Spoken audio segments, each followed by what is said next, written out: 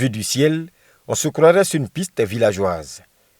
Une fois sur terre, on se rend compte qu'il s'agit bel et bien de la Côtière. Autrefois, fierté des villes comme Fresco, Sassandra et San Pedro.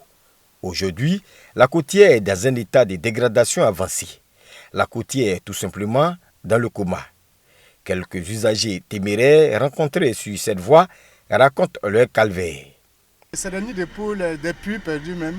Avec l'état de la route, il y a des coupés de route. C'est risqué en fait. La route là, ça fatigue l'homme. On casse l'âme, les camions là, ils se gardent, sinon on souffre même. Souvent, tête là, ça fait coup là, ça pousse. Un peu seulement, la voiture est gâtée. On va pousser. Nous les femmes là, on va pousser. Un peu seulement, la voiture est gâtée.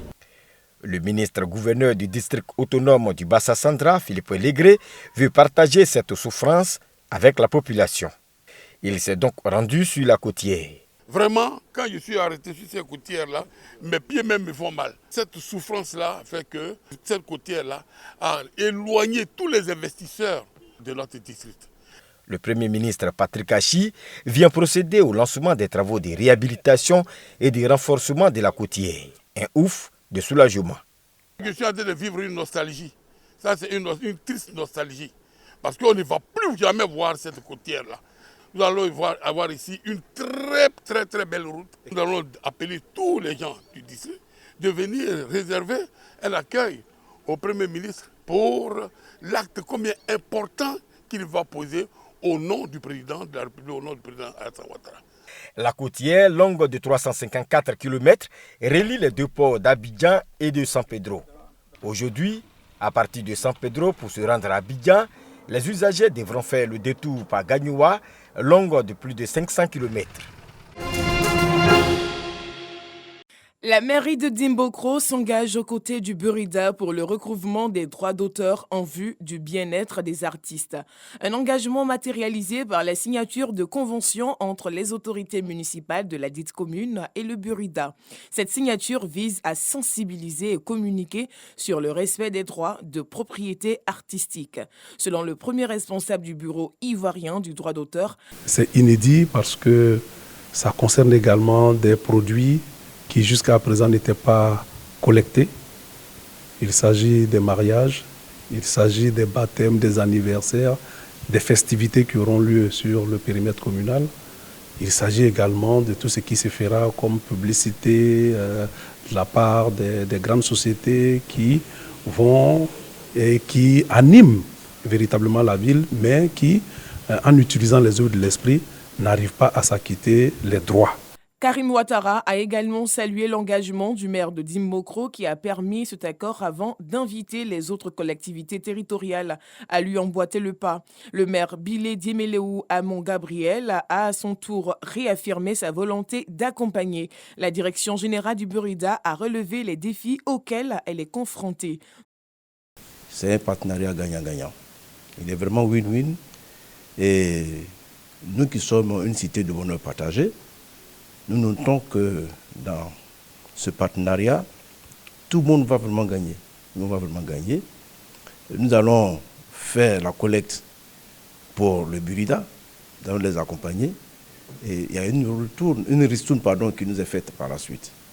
Alors, vous voyez que cette ristourne-là, même ce qu'on a, c'est pour nous occuper de notre ville. Donc, c'est toute la population, c'est tous les résidents qui vont donc profiter de cette ristourne. Après les mairies de Dimbokro et de Cocody, celles de Komassi, Port-Boué, Yopougon, Boisflé, Agboville et Aboasso signeront à leur tour une convention avec le Burida les semaines à venir. Après 20 ans d'existence, le groupe Média Al-Bayan dresse le bilan de ses différentes activités. Un bilan jugé positif selon son directeur général, Imam Sissé Djigiba. C'était au cours d'une conférence de presse tenue dans les locaux du groupe Sisa Cocody Riviera Golf. Le bilan est largement positif. Nous sommes partis de la sphère d'Abidjan que la radio couvrait, pour ensuite s'étendre à la couverture totale de l'espace d'Abidjan. Pour nous étendre par la suite, avoir une antenne à Yamoussoukro, progressivement d'année en année. 10 ans après, on s'est retrouvé avec la couverture de 70% du territoire national. 20 ans après, nous sommes à 95% de couverture du territoire national. Cette conférence a été l'occasion pour le premier responsable du groupe de lancer officiellement les festivités des 20 ans du groupe, mais aussi de dégager les perspectives. Des festivités qui seront marquées par des panels, un concert artistique, entre autres. La conférence de presse de ce mercredi 15 septembre 2021 est donc l'occasion de lancer officiellement les festivités marquant les 20 ans du groupe Al Bayan. Une célébration qui sera marquée par de nombreuses activités éclatées, tant à Abidjan qu'à l'intérieur du pays. Créé le 11 novembre 2001, ce groupe média est présent dans plusieurs villes de l'intérieur du pays. Sa mission, promouvoir le message de l'islam, mais surtout éduquer et sensibiliser les populations sur les valeurs de paix et du vivre ensemble. L'ancien président algérien Abdelaziz Bouteflika est décédé vendredi à l'âge de 84 ans à son lieu de résidence. Il avait été chassé du pouvoir en 2019 après des manifestations massives contre sa volonté de briguer un nouveau mandat. Boutef, comme l'appelaient familièrement les Algériens, était resté retranché dans la solitude dans sa résidence médicalisée de Zeralda, à l'ouest d'Alger, alors que ses proches étaient poursuivis en justice pour des accusations de corruption. Omniprésent dans la vie politique algérienne durant des décennies, mais devenu quasi invisible depuis qu'il a été victime d'un accident vasculaire cérébral en 2013, Abdelaziz Bouteflika n'avait donné aucun signe de vie depuis que le mouvement de contestation populaire du Irak et l'armée l'avaient contraint à la démission en avril 2019. Abdelaziz Bouteflika avait été élu pour la première fois en 1999, puis constamment reconduit dès le premier tour avec plus de 80% des voix en 2004, 2009 et 2014.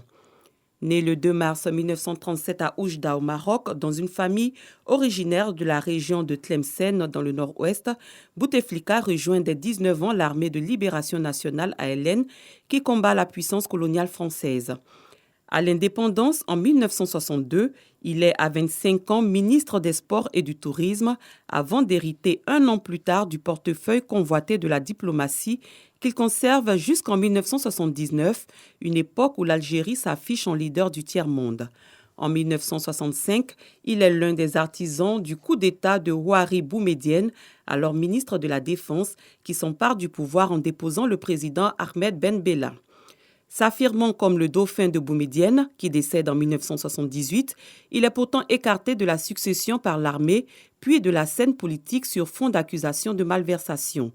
Il s'exile en France, en Suisse, en Syrie et aux Émirats.